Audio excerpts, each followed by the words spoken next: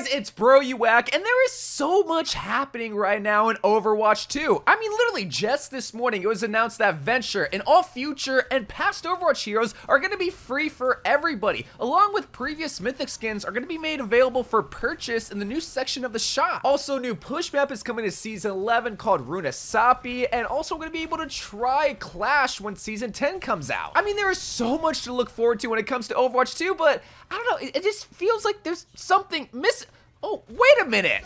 What about Overwatch's 2 PvE mode? It's been about 7 months since we got our last PvE missions, and it's been about 4.5 years since PvE was originally announced for Overwatch 2, which is the whole point of Overwatch 2. But ever since PvE was originally released back in Season 6, Blizzard has since moved the story missions to the smallest part of the play section in Overwatch, and has been radio silent of the future of PvE missions, until now. You see, recently Kotaku, a gaming journalist website, just had a bunch of interviews with Blizzard ex-Blizzard employees about why PvE has been delayed and why it's feared that it could be canceled in the near future. So today we're going to focus on what those ex-Blizzard employees said to Kotaku about the future of Overwatch PvE, but also talk about the business strategy as to why Activision and Blizzard might not focus on PvE, at least as of right now. Because knowing what Activision and Blizzard is doing with PvE is one thing, but knowing why Blizzard does what they do with PvE at least can give you a little bit of clarity as to why companies,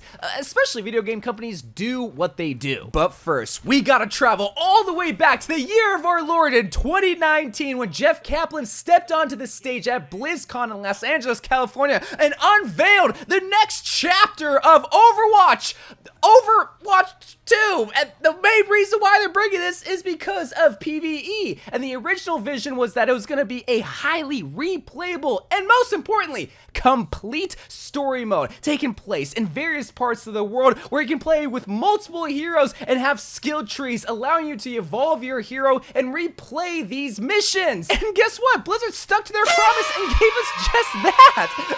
Oh, look at that. I'm 11 days ahead of April Fools. We didn't get any of that. In fact, we didn't even get PvE upon Overwatch's 2 launch. It took until Season 6 for us to get 3 story missions, where one of them was playable at BlizzCon 2019, and 2 of them were just very lackluster. But according to a former developer, Blizzard's plan was kind of just that, was to release Overwatch's 2 campaign in multiple content drops over several years. But the project had been tied up in the pipeline issues dating back more than 5 years. I'm guessing around 2018 or 2019. The team was told the intent was to drop 3 missions around every 18 months. Let's just take a moment and just focus on that. Every 18 months, we would get 3 story missions. To put that in perspective, the original 3 missions came out in August of 2023, and we would get the next 3 story missions, according to this ex-developer, in February of 2025. Not even this, 2025! Why does it take so long to make just 3 story missions for Overwatch 2? Well, it's because of this thing called Blizzard quality. Another source said that this reliance on Blizzard quality may have contributed to the frequent iterations on the original concept, but that wasn't the only issue the team faced while trying to work on Overwatch's 2 story missions. This is one thing that I can't really argue with Blizzard. I mean, they have had over 20 years of quality games, and you can argue that quality, but you gotta look at their track record. World of Warcraft, StarCraft, Diablo, Overwatch, Heroes of the Hearthstone. They make good quality games, but to use the excuse that these games need Blizzard quality as a way to delay things is abusive to the games, obviously, and possibly the employees, I'm just gonna be honest. But another factor that made Overwatch's 2 PvE development so difficult is that Overwatch's PvP gameplay just turned out to be very difficult to adapt for PvE, mostly because of how differentiated and PvP oriented the hero kits are. And like, I don't want to agree with that because we had Retribution back in 2018, I think it was, and that was probably the closest that we could ever imagine what PvE was going to look like before Overwatch 2 came out.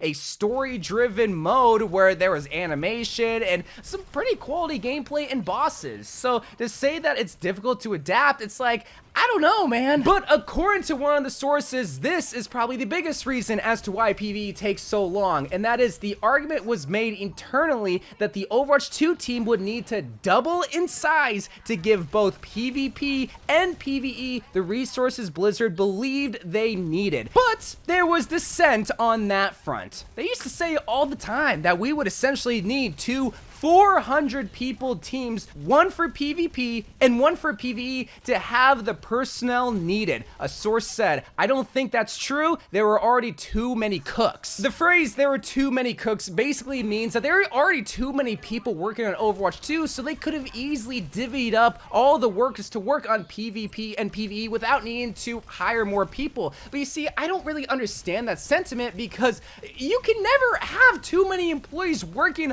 on big projects like this. Animation alone takes an ungodly amount of time to develop, and you're telling me that you wouldn't want more people to be working on the in-betweens of these mini movies of the story mode? I don't understand that, but what I do believe is needing more people to make PvE, because, well, you would be able to release PvE. And unfortunately, the recent layoffs just means that the future of PvE development is just going to be slowed down even more, because one of the sources said if they're going to make more of that stuff being PvE, they just laid off all the people who were working on it. Maybe there's some other way they could do it, but most of the people laid off from the Overwatch team were working on that pillar, the pillar being PvE. Well, you might be sitting there wondering, okay, but I bought PvE, and I'm sure a lot of people also bought PvE, so shouldn't that incentivize Blizzard to want to pour more resources, i.e. money, into developing PvE? Well, one of the sources said that Activision Blizzard wanted the first batch of story missions to do serious numbers to justify completing the campaign. Another said that those missions did not do well at all, both financially or in terms of player sentiment. Now, something important to note is that Blizzard sold PvE in a bundle. You couldn't just buy the missions by itself. No, you had to either buy it in the Invasion Ultimate Bundle, which costs $40, or in the Invasion Bundle, which costs $15. But in that Invasion Bundle, you got all 3 story missions and a Sojourn skin and 1,000 coins. So if you didn't care about the skin and the coins, tough nuts. You had to pay $15. You couldn't just spend like $5 or $10 on just the missions, which it was already set up to fail at that point. It almost seemed like Blizzard wanted PvE to fail, to be like, look, see, nobody cared about PvE, no one's buying it. Yeah, because you're pricing it like, And I'm not gonna lie, that is a legitimate tactic that the C-suites do at businesses to prove to the engineers and everyone just working on projects as to why not only can this project not be shipped out, but as to why your job is not needed and why you need to be cut. It's because you're costing us money and not making us enough money. And it's sad, it's heartless, it's scummy, but it's the reality. But let me just paint you a picture as to why Blizzard would want to put PvE on the back burner of development. Now, just to clarify, this is all fake numbers, but just to give you an idea of decision making when it comes to development time. Let's say Blizzard has a choice to make either 3 story missions or 2 skins. For the 3 story missions, it has a development time of 18 months, but for the 2 skins, it has a development time of 12 months. But the price to develop those 3 story missions, $5 million. The price to develop those 2 skins, $150,000. That's about 1 employee's salary at Blizzard. I'm just guessing. It could be more, it could be less. Now, before I even tell you the profits, just looking at that, a business would probably want to develop those 2 skins because not only will it be a faster development time, but it's less risk. And when it comes to businesses, risk is everything. Why would they put $5 million into a project that takes longer when they could put $150,000 into an employee's salary that can be a lot shorter? Well, you can argue, well, the PvE missions could make more profits. Well, that's what I would argue, because what PvE made us is about $1 million. And what 2 skins made us is also $1 million, which means we're in the green for 2 skins and $4 million in the red for PvE missions. Again, it's all just fake numbers. You could easily say that PvE could make them $3 million and 2 skins would just make them $500,000, but it's still the risk factor that is the main point that I'm trying to have. Blizzard doesn't want to pour more money into PvE if, one, they already did that for 3 missions and clearly it didn't make them enough money, when they could just sell skins. It's easier and it's safer and it's the way of video games now. it's just how it is. And I think that's gonna be how it is for Overwatch 2, at least for the near future. I mean, we could hope and pray that in the next, I would want to say like maybe 9 months that we could get 3 more story missions, but come on. Like, are you really holding your breath for the next 18 months for 3 more story missions that are gonna finish in an hour?